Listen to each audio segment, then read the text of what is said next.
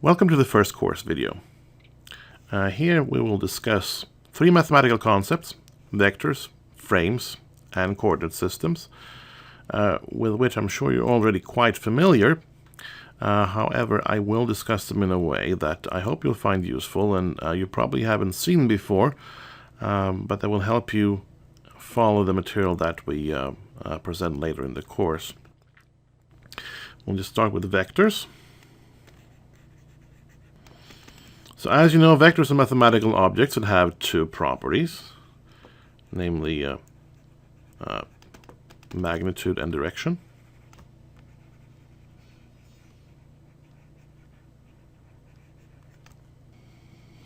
And we typically represent them with arrows, which is a natural choice because arrows also have magnitude, that is length, and direction. And we can do a number of different operations with vectors. One of the simplest things we can do is we can add them together. And graphically, as you know, we do this just by taking the two vectors, adding them together, tip to tail like this.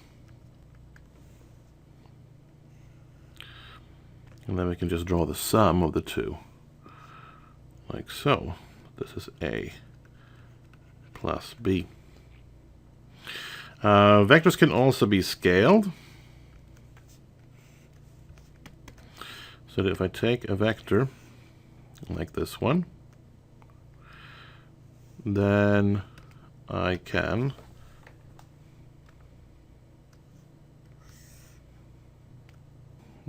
scale it.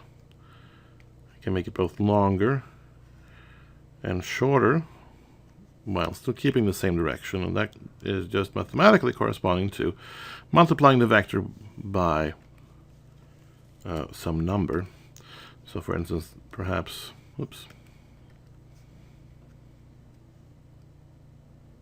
so for example,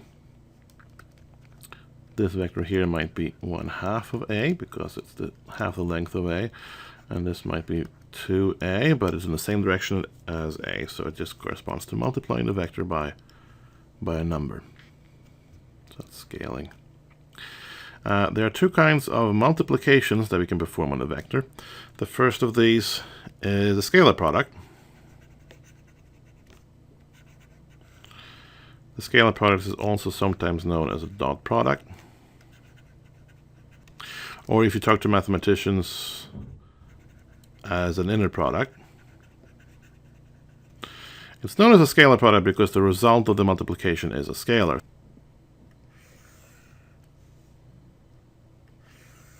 To show it graphically, I will just define the angle between the two vectors as theta like this, putting them tail to tail.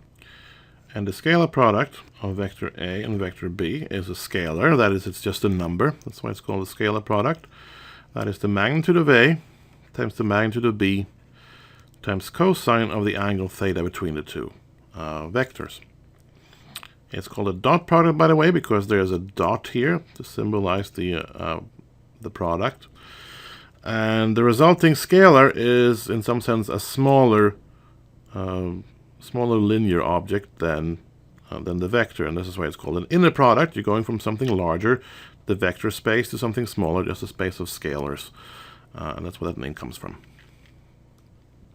If you have a scalar product, that makes it then possible to find the magnitude of a vector, as we can see. So in particular, if I take the square root of a vector scalar with itself, well, then I will get A times A multiplied by cosine of theta, which in this case is just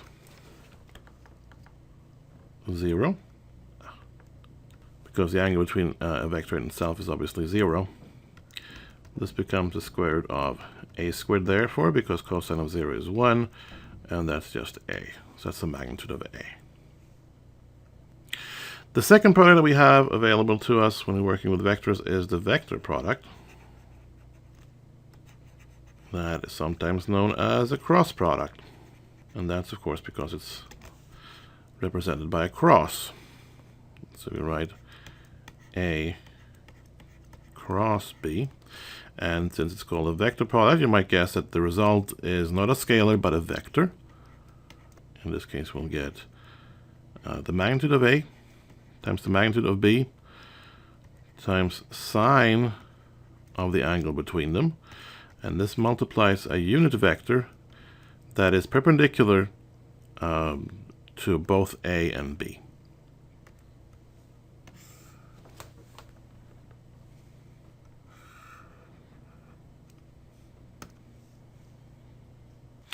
So graphically, it would represent it something like this, where this unit vector is, or this vector is perpendicular both to A and to B.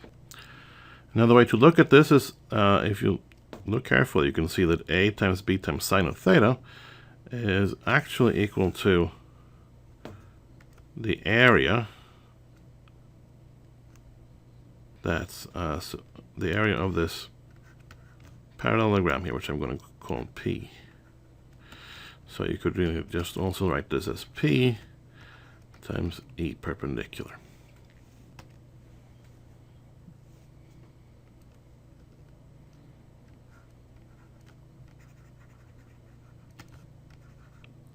Now, other than the fact that the scalar product results in a scalar and the vector product results in a vector, there is a nice symmetry between the two products. And to illustrate that, I'm just going to rotate these vectors here.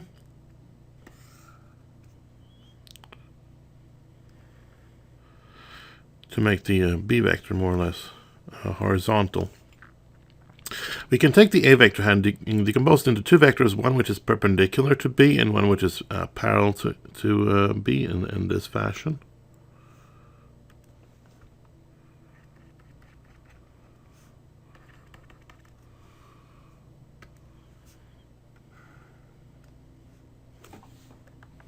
Like that. And then we can see that a scalar product of A with B is really just equal to, well, let's name these properly. This is A parallel, this is A perpendicular. That the scalar product of A and B is really just equal to B times A parallel, or if you will, A times B parallel, which would be constructed in a similar way to these vectors here. So the scalar product measures the extent to which two vectors are parallel, you could say.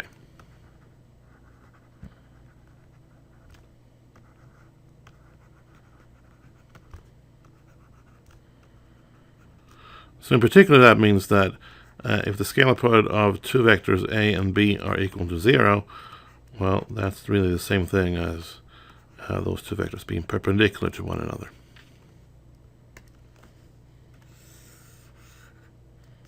Let's create some more room there. For the vector product, it's just the opposite. The magnitude of the vector product of two vectors is going to be equal to B times A perpendicular, or A times B perpendicular. So the cross product, or the vector product, measures the extent to which two vectors are perpendicular.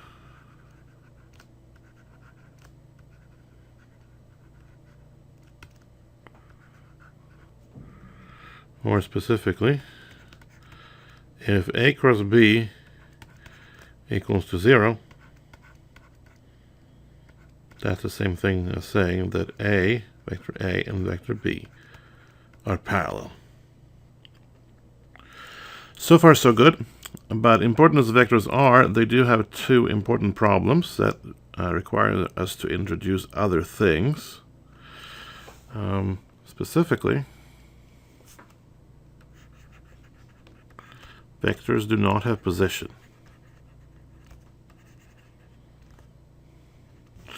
So if I take this vector and that one and this one,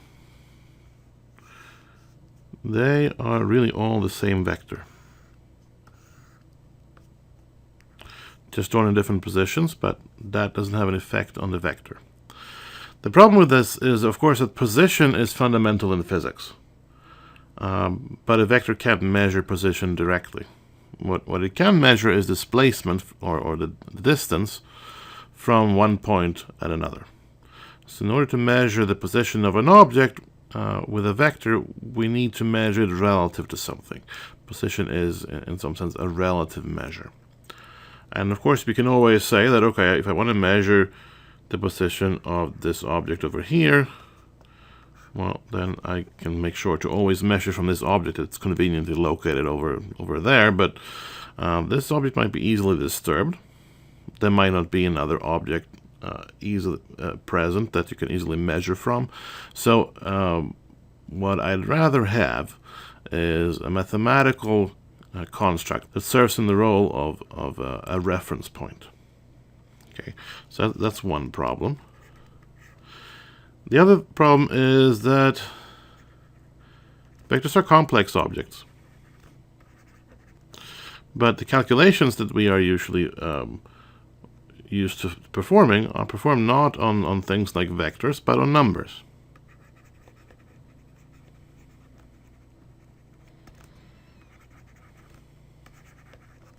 Now, one number we can easily get from the vector with just a scalar product. We can get its magnitude, but in order to get its direction, we have to take the scalar product with some set of other vectors that are conveniently available to us. And it would be nice if we had such a set of vectors, at the ready, just like some default reference point, in order to convert the vector into numbers that we can do calculations with. And this is precisely what a frame does. Frames provide you both with a position and some reference vectors that allows you to do calculations with the vectors.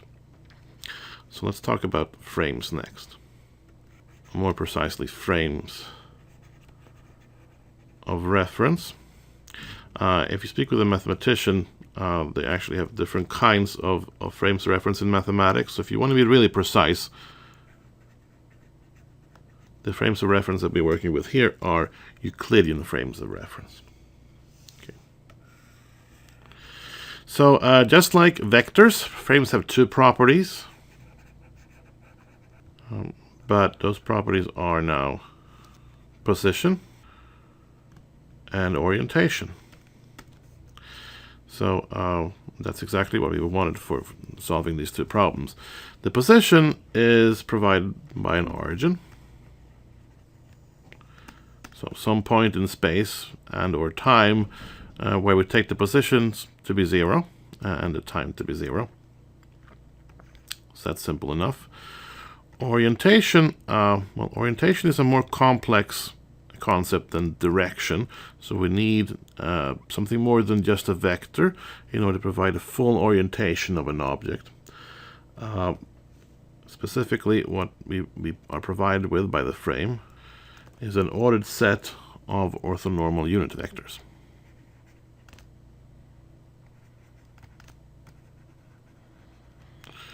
An ordered set or a basis. So we will call the set something typically like x hat, y hat, z hat, or maybe e1 hat, e2 hat, e3 hat, or r hat, theta hat, phi hat, for instance, depending on what kind of frame we're working with. But we will adopt the notation that when you put a hat over a vector, that signifies a unit vector that's part of some frame of reference.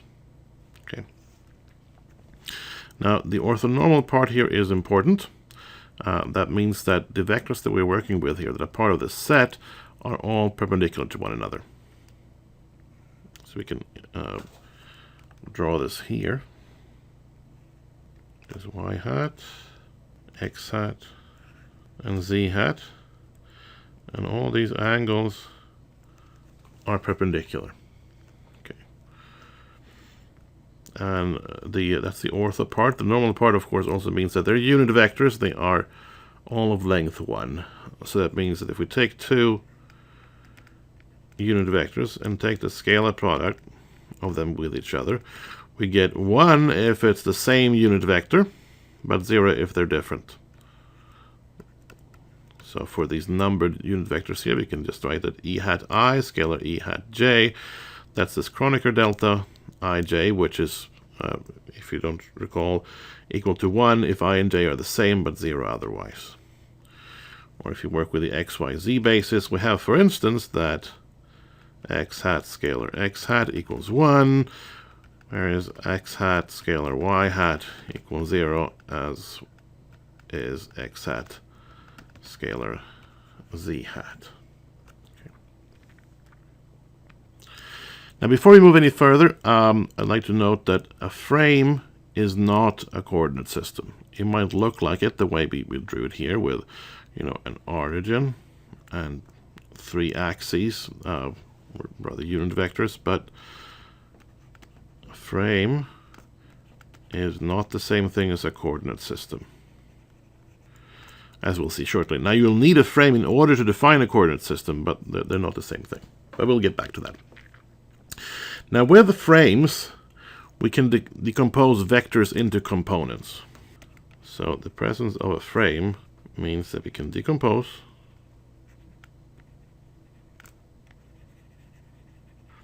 and again, we do this with the scalar product. The scalar product measures the extent to which vectors are in the same direction. So if we have y hat there and x hat there, let's bring in the vector a that we've been using. Then this distance here is going to be ax, and this distance here is going to be ay. This will be the component of the a vector in the x direction and in the y direction. And we can calculate those fairly easily just by taking the scalar product of the vector a with the corresponding unit vector, because remember, the scalar product measures the extent to which vectors are in the same direction. So ax equals a scalar x, ay equals a scalar y, az equals a scalar z. And if we do that and use the fact that x, y, and z are all perpendicular to one another, we can write in general that the vector a is ax times x hat plus ay times y hat plus az times z hat. All right.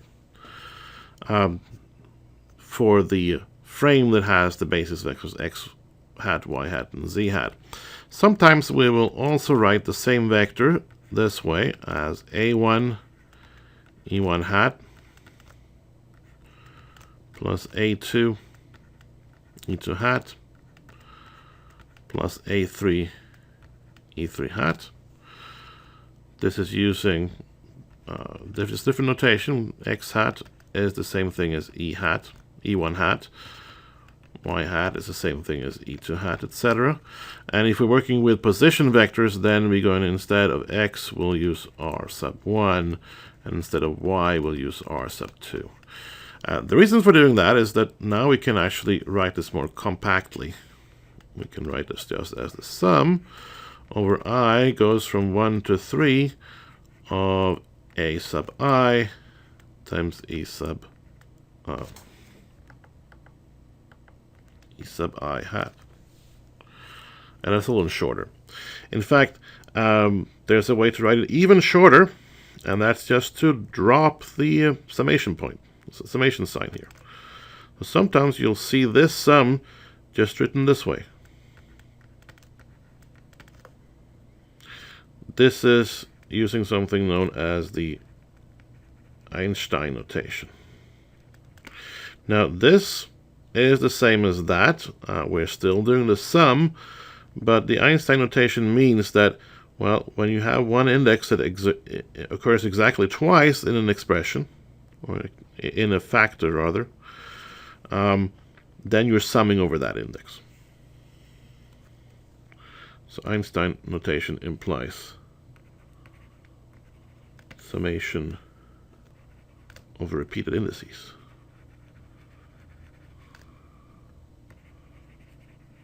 Okay. We might use that sometimes if we have complicated calculations and we're carrying around a lot of these sums. It gets pretty convenient.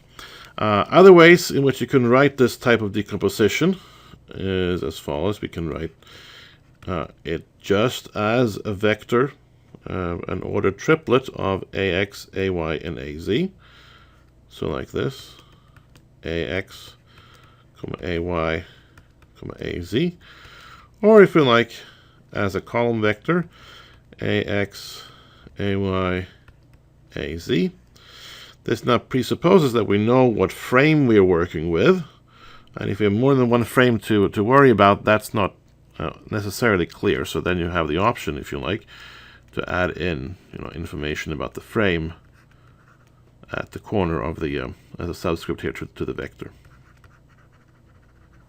So by adding a frame like this to your calculation, we gain the ability to work then with the components of the vectors rather than the vectors itself. And these components are numbers, so that makes things simpler.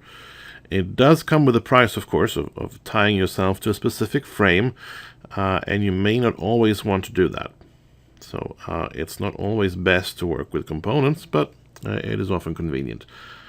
So let's just briefly review, and you already know this, how to write the various vector operations using components. So for instance, if we have summation, we know that we can write the summation of two vectors a plus b as just component by component summation. And same thing for scaling. If I want to multiply a vector by some factor a, or some factor alpha, that just amounts to multiplying. It looks like a y. That just amounts to multiplying each component by alpha. Then the scalar product is particularly convenient. The scalar product of a of b is just the sum of the products of the various components. So it's ax times bx plus ay times by times az times bz. If we like, we can write this in a number convention too. So then it becomes a1 b1 plus a2 b1 plus a through b3. And we can write this as a sum, and which becomes even shorter if we use the Einstein notation.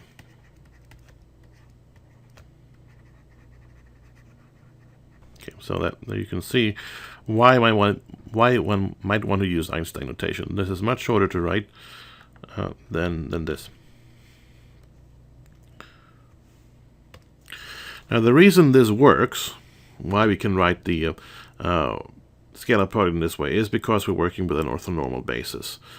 Essentially, if we take this a and multiply by b, where b, we should remember that b is equal to bx x hat plus by y hat plus bz z hat. The reason that works is precisely because we have orthonormality between the unit vectors that make up the frame. Okay. Otherwise, things get more complicated. So we should be happy that we are using an orthonormal frame. Sometimes, though, actually, there are reasons to use a non-orthonormal frame. That happens in general relativity and sometimes in elasticity. In that case, you have to bring in some extra machinery in order to make scalar products convenient. You might have heard of covariant and contravariant indices that exist precisely because of that difficulty. But we won't have to deal with that in this course. Everything here will be nice and orthonormal. Now, so this was addition, scaling, scalar product. The last operation we're interested in is the vector product. Now the vector product is more complicated in component form, as you know. So if I take the vector product of A with B, one way to express it is as the determinant of the following: x hat, y hat, z hat on the first row,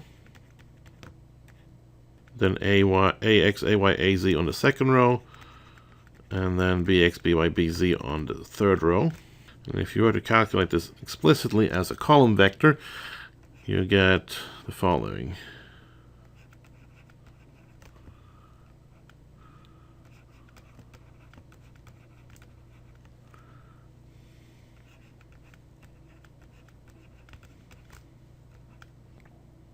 And there's an easier way to write this, a shorter way, if you will, as well.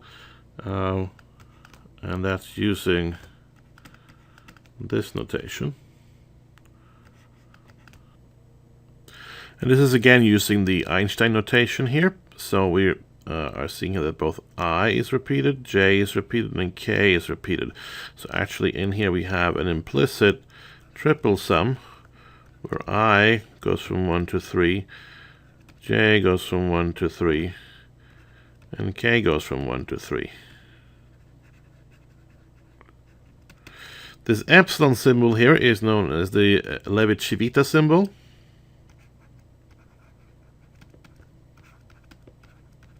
And it has the following properties.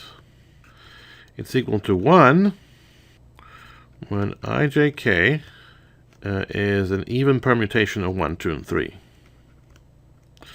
So by even permutation means that you take two numbers and you switch them. That's now a permutation of order 1. So that's an odd number. And then you take two other numbers and switch them again. That's an even permutation. So in that case you have 1. It is minus 1 in the case of an odd permutation. And it's equal to 0 otherwise. Which essentially means that two indices are the same. Okay. This is sometimes useful. We're not going to really use it much, but it's good to know.